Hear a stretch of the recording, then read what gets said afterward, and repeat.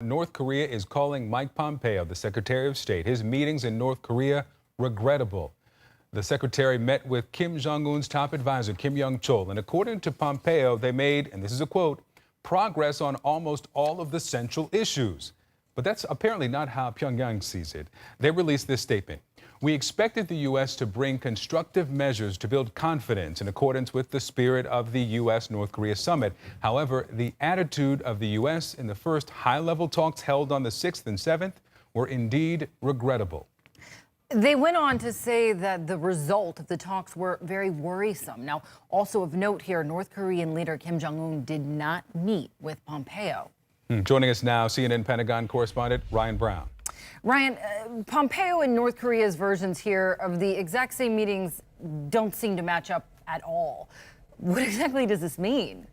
Well, definitely. We're hearing very different tones coming from North Korea and from Secretary of State Mike Pompeo. Now, speaking to reporters while still in Pyongyang before boarding his aircraft, Pompeo said that progress had been made, and he said that both sides remained committed to complete denuclearization of the North Korea.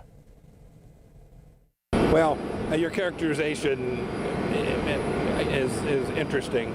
We talked about what the North Koreans are continuing to do and how it's the case we can get our arms around achieving what Chairman Kim and President Trump both agreed to, which was the complete denuclearization of North Korea.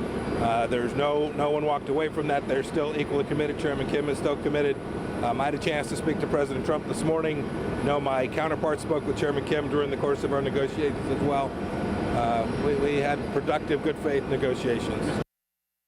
Now, it seems to be the big source of disagreement here is what exactly complete denuclearization means. State Department officials have long said that that would include verification, language that they continue to use, while the North Korean statement said the talks really, one of the issues they had with the talks was Pompeo's focus on issues like verification, irreversible denuclearization, as opposed to focus on other steps that North Korea wanted to highlight, which is what they said is the dismantling of a recent test facility for ICBMs and the repatriation of remains of U.S. service members who died during the Korean War. So still seems to be an increasingly widening gulf between the two sides as they attempt to negotiate denuclearization of the Korean Peninsula and pursue the results from the Trump-Kim summit in Singapore. In addition, Ryan, to the agreed-upon definition of denuclearization, remember the administration talked about complete, verifiable, irreversible denuclearization. Yes. Now they're simply saying complete denuclearization. The question of what will the U.S. have to give to get that? When the North Koreans say they expected the U.S. to bring constructive measures to build confidence, that seems like what they're going to there. Well, that seems to be the real challenge, is exactly determining what that verification regime will look like, how intrusive inspections will be, what the North Koreans would have to produce.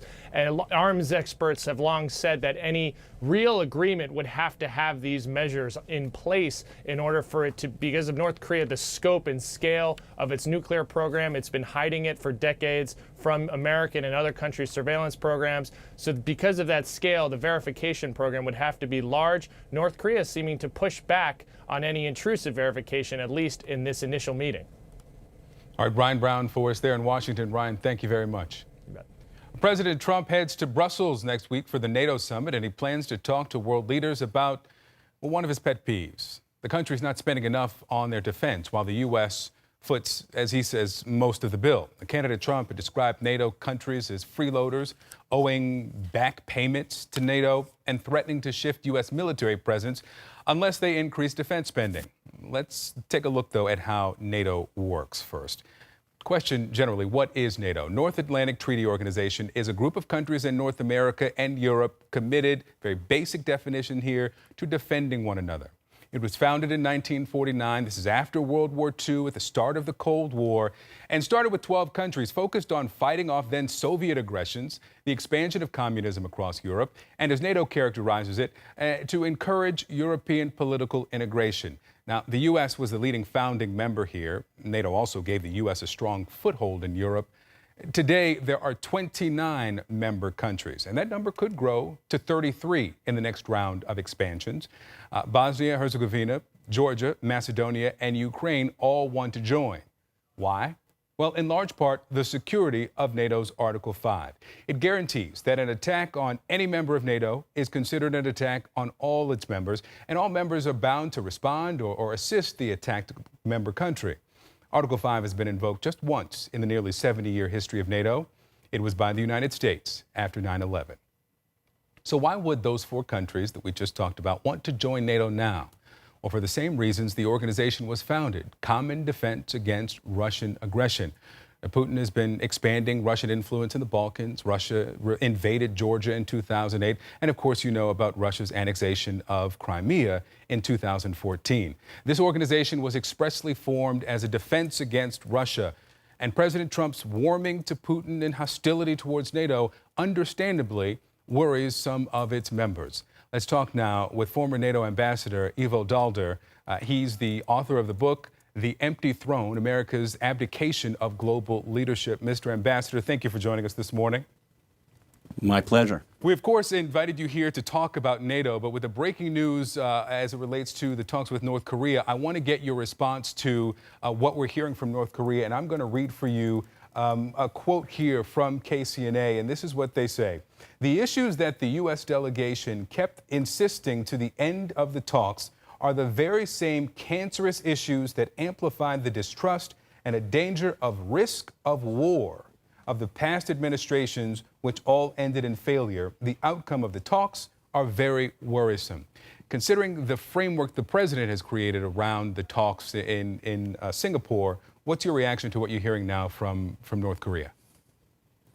Well, of course, it's regrettable. We want to have progress on denuclearization discussions that were started in Singapore, and this was the first follow-up on that meeting. On the other hand, it wasn't totally unpredictable. I think the president and some in his administration held out the prospect of something that wasn't going to happen.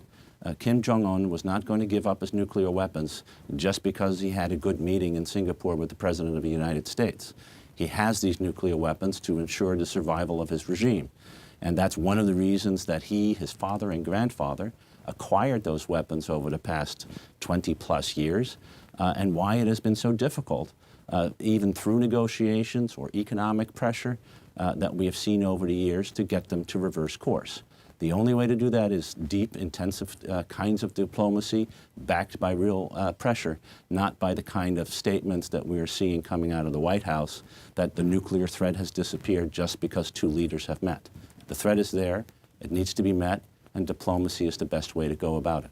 Mr. Ambassador, I want you to watch and listen this exchange between Kim Yong-chol and Secretary Pompeo earlier today. Let's watch this.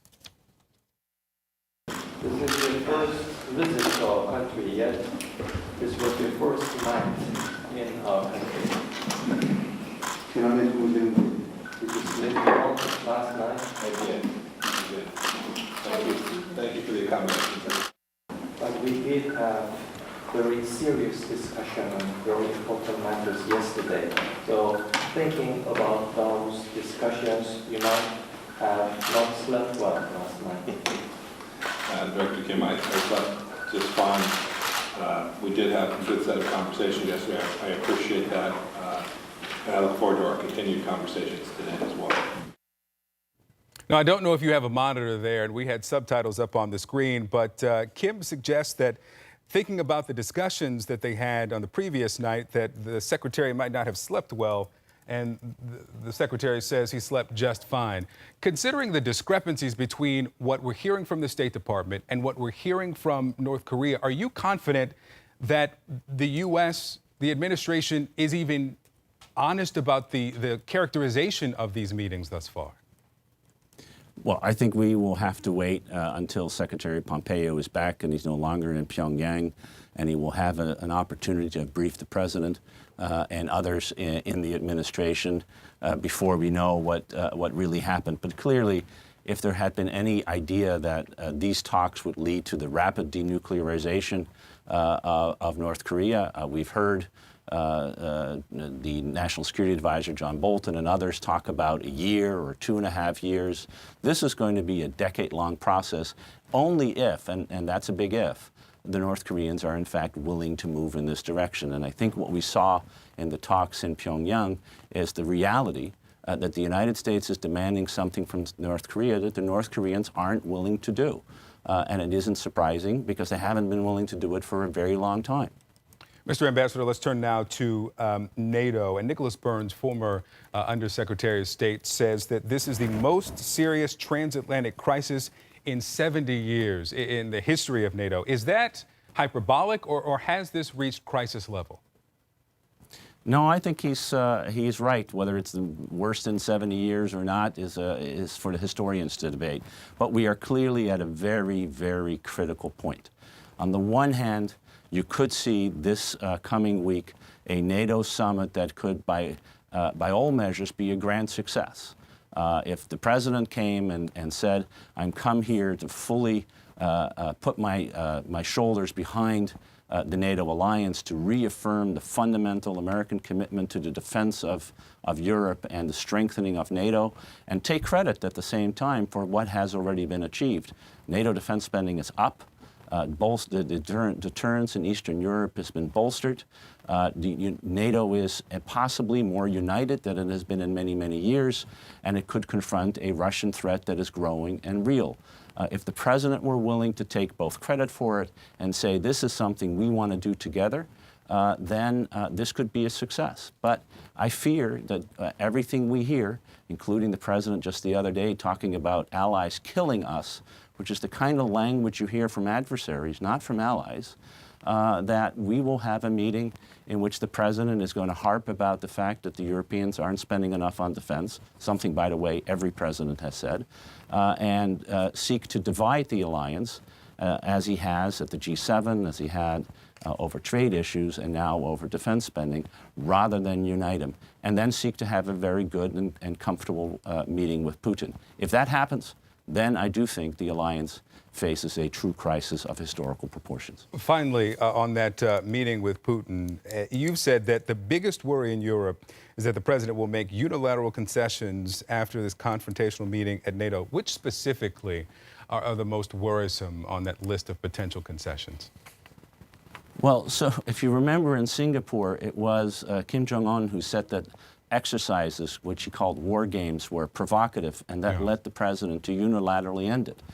Well, what does Vladimir Putin find provocative? He finds NATO enlargement, the adding of new members, provocative. He finds the deployment of defensive forces in Eastern Europe and the Baltic states provocative. He finds U.S. missile defense in Europe provocative. And my worry, and I think the European worry, is that on some or all of these issues, the president is willing to make concessions to stop the deployment of missile defenses, to halt the forward deployment of European and NATO and U.S. forces, and to say no more to NATO enlargement.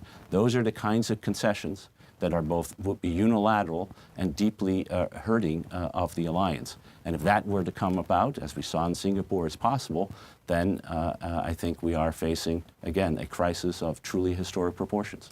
Former U.S. Ambassador to NATO, Ivo Daalder, thank you so much for being with us. My pleasure.